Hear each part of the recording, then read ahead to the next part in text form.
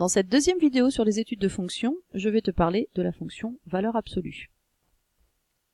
Alors pour commencer, donc on va parler de la valeur absolue d'un nombre, et pour cela, on va aussi parler de la distance entre deux nombres.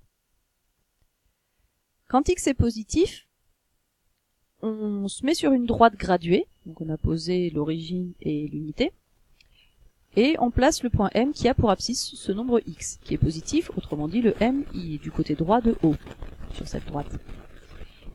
Eh bien, la distance OM, c'est ce qu'on appelle en fait la valeur absolue de ce nombre x. Donc valeur absolue, c'est une distance entre l'origine et le nombre qui a pour abscisse, le point qui a pour abscisse x. Donc ça c'est quand x est positif. Quand x est négatif, c'est exactement la même chose. On place le x du côté gauche, donc de haut, puisque il est négatif. Et la valeur absolue de x, c'est cette distance entre O et M. Autrement dit, valeur absolue de x, c'est une distance. C'est donc un nombre qui est positif ou nul. En exemple, si je veux faire valeur absolue de 5.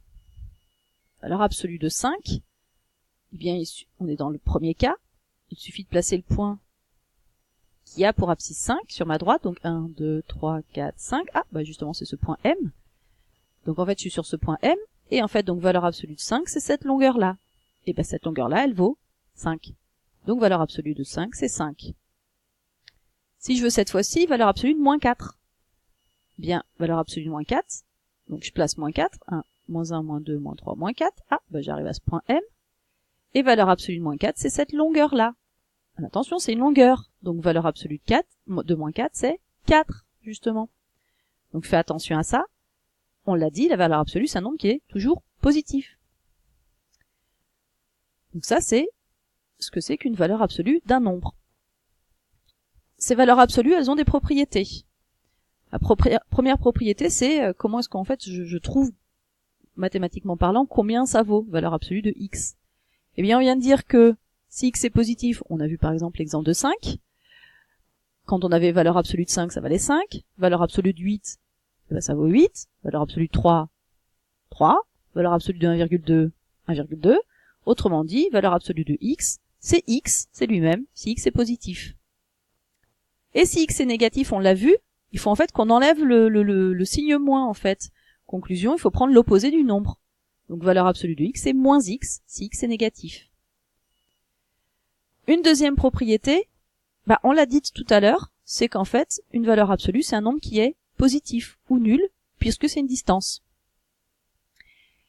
Et la dernière propriété, je te l'explique. On veut savoir ce qu'il y a comme lien entre valeur absolue de x et valeur absolue de moins x. Donc pour ça, on place par exemple un premier point donc d'abscisse x. Ici par exemple c'est moins 3. On regarde qui est moins x. Et l'opposé de moins 3 c'est 3. Donc ça correspond au point n. Et quand on regarde un peu ce qui se passe, valeur absolue de x ici, c'est cette longueur qui est entre O et M. Et valeur absolue de moins x, c'est la distance qu'il y a entre O et moins x. Oui, mais ces deux longueurs, comment est-ce qu'elles sont? Elles sont égales, puisque O est le milieu de Mn. Conclusion, à chaque fois qu'on a x et moins x, leurs valeurs absolues, elles sont égales. Une petite remarque que tu as à connaître, c'est que racine de x au carré, ça vaut justement valeur absolue de x, et une autre façon de d'écrire valeur absolue de x. Et ça, c'est vrai pour tout réel x. C'est pas que pour les nombres positifs. Pourquoi est-ce qu'en fait je peux prendre des nombres positifs ici, des négatifs ici, pardon. C'est qu'en fait, quand on regarde ce qui s'est passé, c'est que la première opération que j'ai faite, c'est mettre le x au carré. Autrement dit, qu'il soit positif ou négatif, le x, quand je vais passer au carré, il redevient positif, x au carré. Et donc, je peux prendre la racine.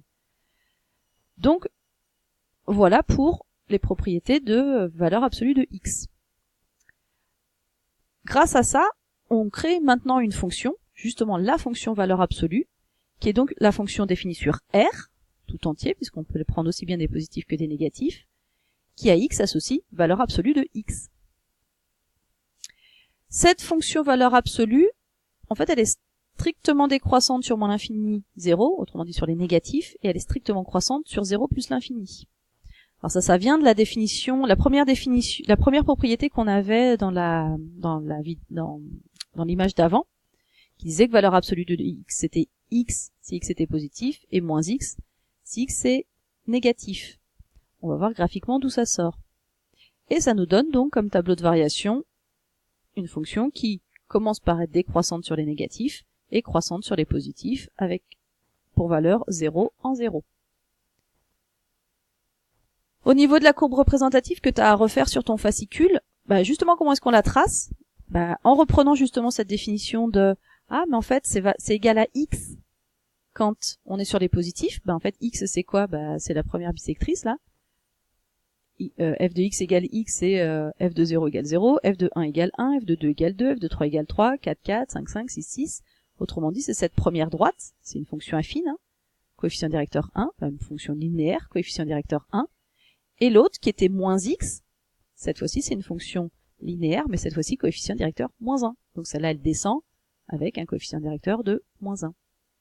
Donc, graphiquement, c'est deux demi-droites. Et voilà pourquoi, en fait, le sens de variation est décroissant puis croissant. Voilà donc ce que tu as à savoir sur la fonction valeur absolue.